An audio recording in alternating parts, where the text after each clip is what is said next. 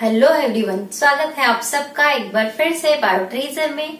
और आज के इस वीडियो में हम बात करने वाले हैं last and final Mendelian disorder की, जिसका नाम है फिनाइलकीटोन्यूरिया। इसको शॉर्ट में पीकेयू से डिनोट किया जाता है। तो पीकेयू या फिनाइलकीटोन्यूरिया जो है, इसकी बात हम आज के हमारे वीडियो में करने वाले हैं। तो चलिए शुरू करते हैं। सबसे पहली बात तो जो ये पीकेयू है यानी फिनाइलकीटोन्यूरिया है, ये एक टाइप की ऑटोसोमल रिसेसिव डिसऑर्डर है। ठीक है भाई, याद करने में कोई कंफ्यूजन नहीं है। याद जो मेनली हमें करनी है वो सारी रिसेसिव डिसऑर्डर्स ही हैं, लेकिन उसमें से केवल दो। कौन कौन सी? एक तो कलर ब्लाइंडनेस और दूसरी कौन सी? हीमोफीलिया जो है वो है सेक्स लिंक्ड रिसेसिव डिसऑर्डर। और बाकी की जो तीन हम बात कर रहे हैं या कर चुके हैं वो है ऑटोसोमल रिसेसिव डिसऑर्डर। बोलो क्लियर है? सिंपल सी बात है। अच्छा, स्टार्ट करते हैं पीकेयू को। तो ये भी एक ऑटोसोमल रिसेसिव डिसऑर्डर है। और इसके लिए जो दूसरी पॉइंट सबसे जरूरी याद करना है वो क्या है कि जो पीकेयू होती है it is an inborn error of metabolism. ठीक है, ध्यान रखना, इनबॉर्न एरर ऑफ मेटाबॉलिज्म। यही क्वेश्चन है, ये क्वेश्चन है। डायरेक्ट क्वेश्चन पूछा हुआ मिलेगा आपको प्रीवियस ईयर में। Which of the following is an inborn error of metabolism? Answer क्या है? पीकेयू। ठीक है, पहले इसका मीनिंग देखते हैं कि मतलब है क्या अगर हम इनबॉर्न एरर ऑफ मेटाबॉलिज्म कह रहे हैं। तो पहले तो इस चीज से समझ में आ रहा है, इनबॉर्न का मतलब है कि बाय बर्थ किसी को है। इसका मतलब कि इनबॉर्न का मतलब क्या कि ऐसी डिजीज जो कि इनहेरिटेंस हो रहा है, जिसका जो कि इनहेरिटेड होती है। ठीक है, यानी ऐसा एरर है जो कि इनहेरिटेड हो रहा है, मतलब पेरेंट से प्रोजेनी में कंटिन्यू ये कन्वे हो रहा है। डन।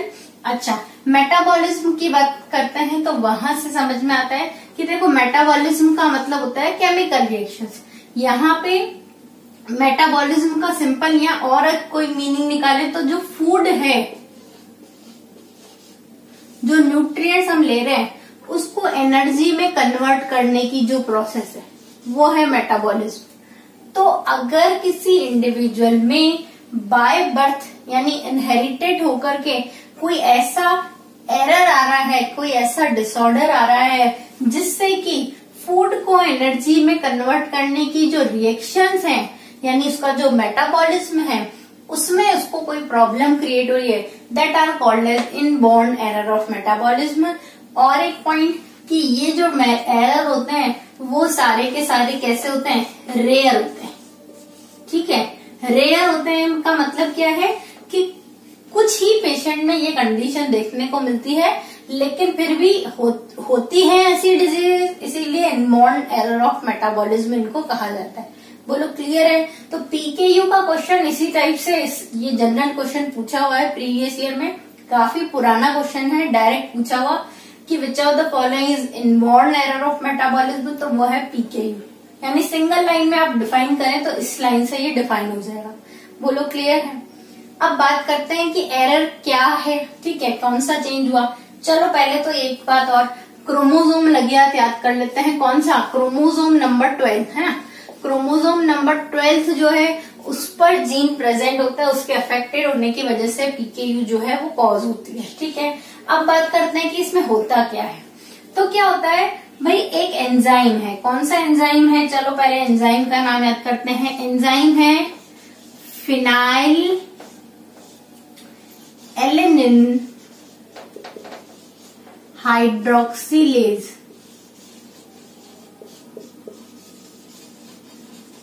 ठीक है, मैंने शॉर्ट में लिखा PAH। ठीक है, क्या नाम है एंजाइम का? फिनाइल एलेनिन हाइड्रोक्सिलेज जो एंजाइम है PAH, जिसको हमने कह दिया, इस एंजाइम की डेफिशिएंसी की वजह से होती है फिनाइलकीटोन्यूरिया। अब तुम कहो ऐसा करता क्या है एंजाइम? सबसे पहली एक और बात कि एज आ रहा है पीछे, ये रहा एज। किसी के भी नाम के पीछे अगर ये सफिक्स लग रहा है, पीछे एज आ रहा है, तो आप समझ जाइए कि ये किसी एंजाइम का नाम है ये एक जनरल नॉलेज वाला पॉइंट है। जैसे जनरल नॉलेज होती है, कुछ चीजें हमें पता ही होती है हमेशा से, वैसे बायो में भी जीके होती है। तो ये बायो की जीके का एक हिस्सा है कि अगर किसी सब्सटेंस के पीछे आपने एज लगा रखा है तो इसका मतलब आप समझ जाएं कि कहीं ना कहीं वो एंजाइम को इंडिकेट कर रहा है। तो बस इसी एंजाइम की डेफिशिएंसी की वजह से पीकेयू जो है वो कॉज होती है। अब बात करें कि ऐसा करता क्या है ये जो डिजीज हो गई, ठीक है। काम देखते हैं इसका कि एक अमाइनो एसिड है, आपने नाम सुना होगा, क्या नाम है, बोले फिनाइल एलिनिन, ठीक है।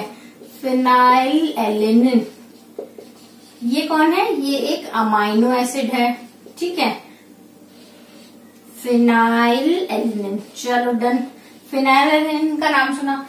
इस अमाइनो एसिड को ये जो एंजाइम है, कौन सा, ये पीएच, ये कन्वर्ट करता है, किसमें कन्वर्ट करता है, टायरोसिन में, ठीक है। ये मेटाबॉलिज्म हुआ, फिर एक अमाइनो एसिड को दूसरे अमाइनो एसिड में कन्वर्ट करना। तो फिनाइल एलिनिन जो है उसको हमारी बॉडी यूटिलाइज कैसे करती है कि वो टायरोसिन में कन्वर्ट हो जाए इस एंजाइम के थ्रू, और देन फिर टायरोसिन को आगे वो कंज्यूम कर लेती है। टायरोसिन क्या है भाई, ये भी एक अमाइनो एसिड है, ठीक है ना। कि फिनाइल एलिनिन डायरेक्ट यूज में नहीं आ रहा तो उसको क्या करें, टायरोसिन में कन्वर्ट कर ले इस एंजाइम के थ्रू, और देन टायरोसिन अब हमारे लिए यूजफुल होता है तो उसको फिर हम फर्दर प्रोटीन फॉर्मेशन में या कहीं और जो बॉडी जो है यूज कर लेती है, ठीक। अच्छा, अब आपने कहा कि ये जो एंजाइम था कौन सा, पीएएच, फिनाइल एलिनिन हाइड्रोक्सिलेज, इसकी हो जाती है डेफिशिएंसी, मतलब ये एंजाइम नहीं है, सही से बन नहीं रहा है। अब अगर ये एंजाइम नहीं बन रहा है तो होगा क्या, अब देखो फिनाइल एलिनिन तो आ रहा है बॉडी में, वो तो कहीं जाएगा नहीं, तो होगा क्या कि ये जो कन्वर्जन था वो अफेक्टेड होता है, लेकिन ये जो फिनाइल एलिनिन है वो इस एंजाइम के एब्सेंस में कन्वर्ट हो जाता है, किसमें, फिनाइल पायरुवेट में।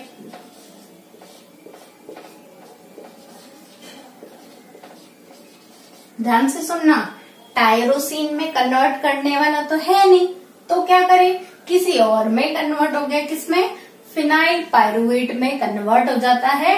और ये कन्वर्जन ऐसे नहीं है कि कन्वर्ट हो गया कोई बात नहीं आगे यूज हो जाएगा, नहीं, ये जो फिनाइल पायरुवेट में ये कन्वर्ट हुआ है इसके बन जाते हैं क्रिस्टल्स। क्रिस्टल समझते हैं, ये छोटे छोटे जैसे शुगर क्रिस्टल्स होते हैं, हम यूज करते हैं जो घर में, है ना, जिसको टेबल शुगर कहते हैं। तो जो टेबल शुगर के क्रिस्टल्स होते हैं उस टाइप से क्रिस्टल बनने लग जाते हैं बॉडी में फिनाइल पायरुवेट के।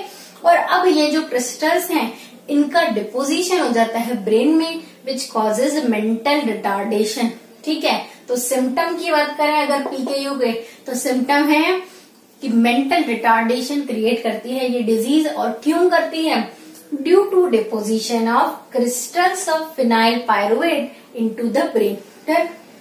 एक और पॉइंट, ये जो फिनाइल पायरुवेट के क्रिस्टल्स हैं इनका किडनी जो है वो रीअब्जॉर्प्शन अच्छे से नहीं कर पाती, यानी कहें कि हम पुअर रीअब्जॉर्प्शन होता है किसका, फिनाइल पायरुवेट्स के क्रिस्टल्स का। और ये जो पुअर रीअब्जॉर्प्शन है इसकी वजह से क्या होता है कि ये जो है क्रिस्टल्स जो हैं किडनी एब्जॉर्ब कर नहीं रही, पुअर एब्जॉर्प्शन है, तो ये जो क्रिस्टल्स हैं वो यूरिन के साथ बॉडी से बाहर आना स्टार्ट हो जाते हैं,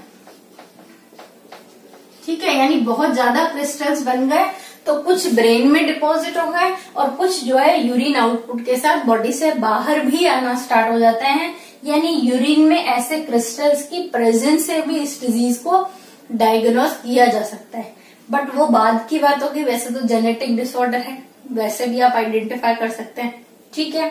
ये हो गई बात फिनाइल कीटोन्यूरिया की, बोलो क्लियर है ये चीज, ठीक है। और एक छोटा सा पॉइंट कि इसके कुछ और सिम्टम अगर हम देखना चाहें तो एक सिम्टम और है, वो क्या है कि ये जो डिजीज है ये स्किन और हेयर दोनों की पिगमेंटेशन को भी अफेक्टेड करती है, ठीक है। तो अगर आप सिम्टम की बात करें फिनाइल कीटोन्यूरिया के तो कौन कौन से हो गए, फर्स्ट ये है कि ये मेंटल रिटार्डेशन कॉज करता है, नेक्स्ट ये है कि ये हेयर और स्किन दोनों के पिगमेंटेशन पे भी इफेक्ट आता है। बोलो क्लियर है?